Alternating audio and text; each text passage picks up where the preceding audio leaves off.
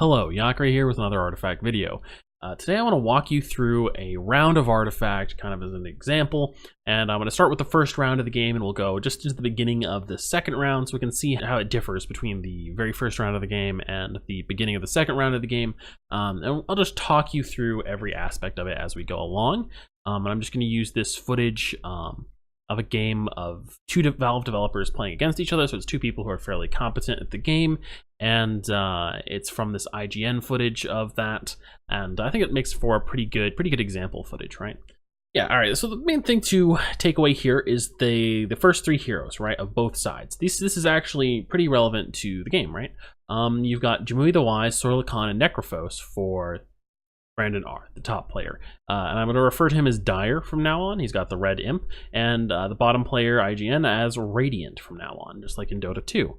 So the first three heroes you put into your deck, they will be the first three heroes that spawn into the game, right? So at the beginning of the game, in the very first round, you have three heroes that come into play in one in each lane, and it's random which lane which hero goes into and what their positioning in that lane is exactly. It can vary a little bit, so just keep that in mind that it is random, but you control what order they enter the game in. And then in the second round, your next hero will come in, and in the third round, your last hero will come in.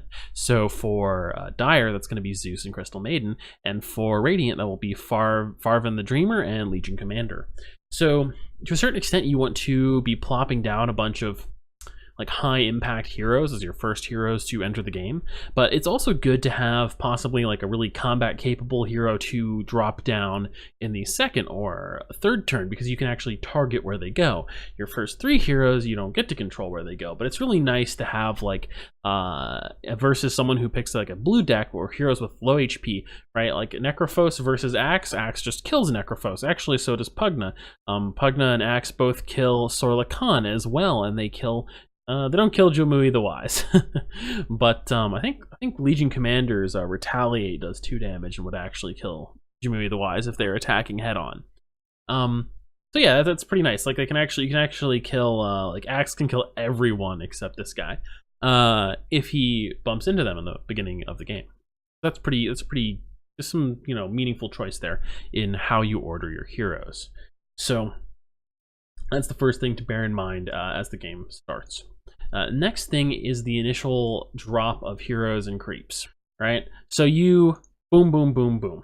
All these cards drop down. And now we're getting our first glimpse of how the board is going to start, okay? Now the positioning of creeps is random. I don't remember if the number of creeps is random. I suspect it isn't, since you notice it's kind of symmetrical here.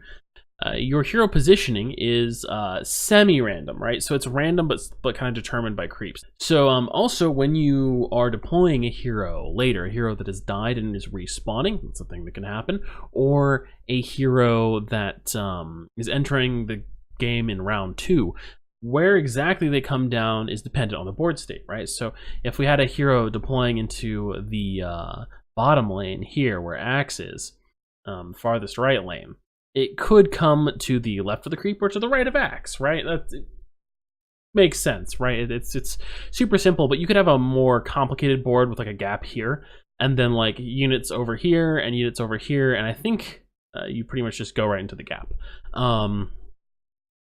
Yeah, if there's a space that's occupied, you can't spawn into it, and heroes don't spawn, I believe, like with a gap. Like you won't have a hero spawn over here with like a gap on the right and a gap on the left and just nothing across from them. They spawn like, somewhere that makes sense for them to spawn, okay? Similar deal with creeps as well. So just keep that in mind when you're like putting down cards, that you can kind of control how random cards are going to come in, because if you occupy a slot, obviously nothing else is going to spawn there. And if something does spawn, it has to go either to the right or to the left of whatever space you have occupied. Okay, so now gameplay is going to begin from the top lane, the leftmost lane, and you start with 5 cards. Each player does, and initiative is random. So in this case, Radiant is going first, and yeah, so there's not like a advantage for having, or disadvantage or advantage like trade-off for not having having initiative first or not having initiative first, like in other card games. You don't get to draw an extra card if you don't have initiative first. Instead, the initiative system should be, in theory, right, self-balancing. So if you start with initiative in this lane, right, and you do play a card, in the next lane, you won't have initiative, probably. Unless your opponent plays like multiple cards, right? But how it works basically is whoever passes their turn, clicks this button, this golden button here that ends your turn first, they will keep initiative, right? If they pass their turn. And if they keep passing their turn without playing any cards, when we go to the next lane, right, the middle lane, they will get to go and play a card first. Okay? So that's how initiative works. And so it should be like a balanced system, hopefully. And so there isn't a trade-off for it like there is in other card games where going first is like definitively an advantage for whoever does go first. Because of the 3 boards in this game, it may not be an advantage or disadvantage in particular to any noticeable degree to be the person who goes first. All right, so what else? We've got this thing right down here at the bottom, right? This is your tower, and this is your opponent's tower. And these are the things that you kill to win the game. They start with 40 hit points. If you destroy one, it dies and then respawns as an ancient, right? Or an ancient spawns instead. And the ancient has 80 hit points. And if you kill the ancient, you win the game. That's not the only way to win. If you go to one of these other boards that we're going to get to in a bit, and you kill one of the towers there, then you win the game. If you've killed both, right? If you kill 2 towers. So you have to kind of like pay attention to all of the 3 boards, but often you can like sacrifice one more than the others, because getting through 40 hit points and then another 80 hit points is pretty hard. It is 40 more hit points than killing 2 separate towers. So you know, it's a big dynamic in this game. Now, when it's your turn, like it is Radiant's turn right now, you have the option to take an action or pass your turn at a very basic level, right? If your opponent also passes their turn, the board will be done, I guess. You'll move to combat and you'll go to the next board. I'm not sure, I feel like I need a third terminology, right? A round is you play through all 3 boards, and a turn is, you know, you'll click the turn button and you pass to your opponent, right? And you can take 1 action during a turn. I feel like we need a lane. I mean, I guess I can just call it a lane, right? Right, okay, so if you pass and your opponent passes, you go to the next lane. But it's worth keeping in mind that you could pass and just wait and see if your opponent wants to do anything. Maybe you feel the scenario is great for you, so you don't have to take an action. Or maybe you want to play a card in the next lane, so you pass in order to play before your opponent in the next lane. Okay, so what are actions, right? That's a good question. What's an action? So you see this little icon here with a 3 on it?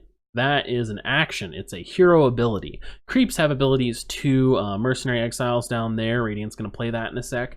And that has an activated ability as well. So the creeps have abilities, heroes have abilities. Some abilities are passive. Sorla Khan up here has an ability. Hers is not activated. But if you activate an ability, that's an action. Items, there are items with abilities. If you activate an item ability, that's an action. There are improvements, which are these little like cards you play, and then a little circle thing goes down here. And some of them have activated abilities, and if you click them, that's an action. And you click them, and you click on something else. Maybe if they're like there's like a tower that shoots things, a steam cannon. And if you click that and click something else, you shoot them, and that's your action. And then your opponent gets to go. So if you equip an item, it's also an action.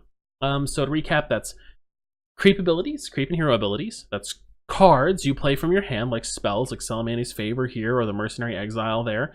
And item abilities and improvements, right, that have abilities. So anything where you sort of like activate something, right? Anything that's you actively do a thing, that's an ability. Okay, so he's going to play Mercenary Exiles here, right? That's this card. So you play a card to the battlefield. Let me wrap that back just a second. So we pause right here. So you just click and drag the card onto the battlefield. Very simple. And it's showing you places where he can place this card, right? You can place it here or here. So you can't move an existing creep out of the way, but I believe if there was a gap, if this creep was over here, you'd be able to place it over there or right here. I think you can place it like adjacent current cards or something, or I think you can place it anywhere in front of an enemy unit. I believe I've seen that happen. So you can place your cards down with a fair degree of freedom in these like sort of slots, right? And you can basically, the reason that's useful is if you put it in front of, if this wasn't here, sorry, and you were to place this guy down in front of this guy would be attacking the mercenary exiles, right? This creep would be attacking the mercenary exiles, and that means he's not attacking your tower. And so that can be good. You block damage to your tower. Maybe you kill the. Maybe you can kill the creep because you've played a more powerful creep in front of them. That kind of thing. Okay. And don't worry about card stats and whatnot for now. I'll probably do a different video explaining the details of like the card window and what's going on in it. But you don't really have to know it to just kind of fumble through a turn, or to understand enough to watch the game being played and get an idea for it. So another thing is that you can target enemies with positive spells in the same way that you would play any of these abilities, right? So you click and drag onto the battlefield to play it. If you had a healing potion, you could click it, drag it onto one of your units. Some of these guys are actually damaged, so it wouldn't do anything, but click and drag it onto a unit to heal them. And you could just as easily click and drag it onto an enemy. I believe most items in the game work that way. I don't know if you can actually equip enemies with equipment, but you can heal enemies. You can use most spells on enemies or allies. And sometimes it can be advantageous to kill your own unit, or to kill an enemy, or to heal an enemy, right? Let's say someone wants to commit suicide with their hero, because if your hero dies, they will respawn, right, in this game. Just like these heroes up here, you can see the heroes that are coming in next round that I mentioned from the start of the game. If your hero dies, they will be dead for one round, right? And then the next round they will come back in. So the next round after this, they would be dead, and the round after that, they would be redeploying. And so you can do that on purpose to move your hero around. And if you think that's what your opponent's doing, maybe you heal your hero to heal the enemy's hero to keep them stuck in a lane for a larger period of time, right? Larger than they want. So, it's something you can do at a higher level of play, but mostly when you're starting out, just keep in mind that you have to be careful where you click and drag your cards to. Very simple to use, but you don't want to make any sad mistakes. Okay. So the last thing to notice about this lane before we move on is this creep right here, right? He's got a skull over him. You can probably guess what that means. It's nothing good. He's going to die this round, and that's because the Sorla Khan here is doing more damage than his hit points. You can see the little -8 right there. And so he's toast, right? And this is just kind of like a quick UI overview of what's going to happen when combat starts, right? And when both players pass, combat's going to begin, and whatever you see in terms of these like red minuses here, right? That's going to happen. So what's going to happen is combat will start, and Sorla Khan will take 2 damage, and this creep here will take 8 damage, killing him, and this creep here will take 2, and this creep here will take 2, which doesn't kill them. And we watch Radiant play. Dire is going to pass in a second here. And Radiant will pass. And so we're going to go to the next lane. And Dire is going to have initiative because he passed first. Okay, so here's combat. Alright, you see the little gold coin shot out of that creep? Well, that's because if you kill a unit, you get gold. You'll see up here that Dire's gold has increased by 1 to 1. And if you kill a hero unit, you will get 5 gold. So that's pretty much the breakdown of how gold works. Creeps give 1, heroes give 5. You can use gold to buy items, which we'll talk more about soon. Okay, so both players kind of just pass back and forth pretty quickly until we reach the end of round now. And we'll see that since no one's playing spells, Dire hasn't played any spells, Dire still has the initiative. When we get to that lane, Dire still goes first, and that's the end of round 1, and the shopping phase begins. Okay, so let's talk about the shopping phase here. So at this point, you can buy one of these 3 items here from the shop, right? You've got on the left, you have the secret shop. This is a sort of a random pool of items, and you get to see 1 item from it each round, and choose if you want to buy it, and if you don't buy it, it's gone. Or you can press hold and pay some gold to make sure that item is still here when you get to the next round. The middle slot, that's your own item deck. Each deck in Artifact comes with an accompanying item deck that you build. It has 9 items in it of whatever you choose. I believe it's still like copies of 3 max. Standard rules for deck building as for the rest of like the regular deck. But yeah, it's pretty useful because you know it's going to be there, right? Which item you see is random. However, you can buy through your entire item deck in one turn, and this is important because some decks can generate a lot of gold. So if you think like, well, I don't have any way to reliably get stuff, the item deck is a good way to reliably get things. You can put, it's a very small deck that you can put a large amount of stuff in, or not a large amount, how to put it, getting items from it is very reliable because it's only 9 items deep. And so you can buy it out semi-realistically, and you can expect to see most of your items in it, right? And on the right, you get a consumable item that you can buy. I believe you just get 1 per round out of the set of consumable items, which is healing salves and TP scrolls, for example, teleportation scrolls, which allow you to move a hero from one lane to another. After you're done with the buy phase, you'll hit the end turn button, which will take you out of the buy phase and into hero deployment. Right, so the buy phase is like the end of this in the buy phase, and then we have one more phase for like the end of turn phases, right? You buy items, you deploy heroes, and then you draw cards and your mana goes up. It's actually already gone up if we look down there, but it kind of gets lumped in as something to go with drawing cards, but you know, whatever. Okay, so you choose a lane for your hero to go to. You don't actually see, like this isn't where Zeus is going, you don't actually see where the enemy hero is going, or whether or not your opponent has spent any money on gold until after you're done with this. You can also see some creeps here. That's because these creeps are randomly spawned at the end of each round, and where they go is assigned randomly as well. Okay. So, all right, now Dire has decided where Zeus goes. Now that you've both ended your turns, right, you can see where he's sent his hero. We've got an arrow in the top left here, right? So that arrow is going down here, and it chooses like the new direction for this creep, right? Because it could potentially attack the new creep that's spawning in. So let's watch this. Boop, boop, boop. All right, so this guy nothing happens. There's just an attack arrow, and it doesn't lead to anything, so he keeps attacking into the tower, and the new creep drops down, and you can see there. Boop, boop. Okay. You can see the hero deployed into the right slot, and yeah. Okay, so now you're drawing your cards for the next round. And that's pretty much it. You draw 2 cards, the game continues. When you get to the end of this round, you will buy more items, and you go back to the hero deployment for your next hero, and you get some randomly spawned creeps, and then in subsequent rounds, if heroes die, they'll come back every other round, and some heroes come back immediately. And you can see up here if heroes are coming back, right? See this little check mark? It's kind of hard to see, but it's right up there. A little check mark in these 2 hero faces. So there will be a number instead of a check mark if they aren't coming back next round. So that pretty much covers everything there is to understand a round of Artifact. It's not actually that much, but let's recap all of this. Okay, so you start the game with 3 heroes. They're in random lanes, but which 3 heroes you start the game with is determined when you build your deck. And some randomly spawned creeps. Now, one player randomly goes first, and you may play 1 action at a time, and then your opponent gets to go and play 1 action. Actions are hero or creep abilities, item abilities, improvement abilities, or any card from your hand.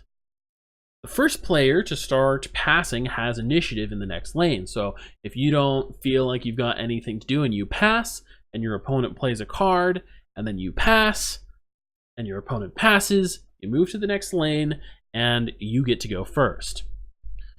Okay? Once both players pass in succession, combat happens. Okay, so you don't just immediately go to the next lane, you do have combat. And combat is when combat is resolved, whatever you see here on the board, right, in terms of damage is what's going to happen. So if you look at the board state I've paused on right here, you've got dead creep, dead creep, dead creep, dead creep. So if both players were to pass, we went to combat, all these units with skulls over them would die. And all the units with minuses next to their stats, they would get those penalties to their stats from losing HP. That's how combat works. And then you actually go to the next lane. So at the end of round, you can choose to buy some items. You get to buy from 3 different pools of items, one of which is determined by you. And then you can redeploy heroes. Redeployment is not random. You get to choose where they go. However, what exact slot they go into in the lane is somewhat random. And after the next round begins, you draw 2 cards. And then as part of the step where you go to buy items, your mana pool is increased. Of course, you can't use it until you actually get to your next turn, but as you can see here, mana pool is up. You have separate health pools for each lane, and you have separate mana pools for each lane. I think that pretty much covers everything necessary in the recap. So yeah, that's how you go through a turn of Artifact. Just try and remember that at a super basic level, there are only 2 things you can really do. You can pass your turn, or you can take some kind of an action, right? So if you have any stuff you can activate, that's an action, or you pass your turn. And then you're pretty much good to go. Clicking and dragging gets you basically everywhere as far as the UI goes. Thank you all for watching. If you like this video and you want to see more content like it, please be sure to like, comment, and subscribe. That's all for now. Yakri out.